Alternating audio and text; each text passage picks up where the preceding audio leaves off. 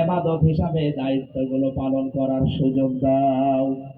প্রশাসনে যারা দায়িত্বে আছে জেলায় তাদের মা বাবাকে মাফ করে দাও। আল্লাহ, আমি গুনাহগার, হাজার হাজার মানুষ যারা হাত তুলেছে, কাউকে খালি হাতে ফেরত না দিয়ে জীবনের চাহিদ আশাগুলো পূরণ করে দিয়ে আমাদের জীবনের অভাব দূর করে দাও। বারাকাল্লাহু লানা ওয়া লাকুম ফিল কোরআনিল আযীম। জীবনের শেষ কথা যেন এটা দেখে বলতে পারি, লা ইলাহা ইল্লাল্লাহু মুহাম্মাদুর রাসূলুল্লাহ। আসসালামু আলাইকুম।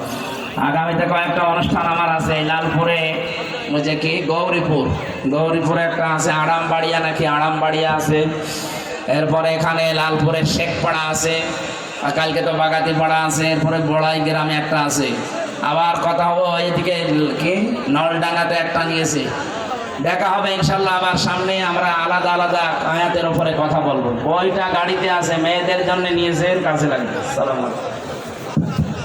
আলহামদুলিল্লাহ, এতক্ষণ মহাগ্রন্থ পবিত্র কোরআন ও হাদিসের আলোকে মনোমুগ্ধকর আলোচনা পেশ করছিলেন দেশের শীর্ষস্থানীয় আলেমদের অন্যতম বিশিষ্ট ইসলামী চিন্তাবিদ হাফেজ মুফতি আমির হামজা সাহেব।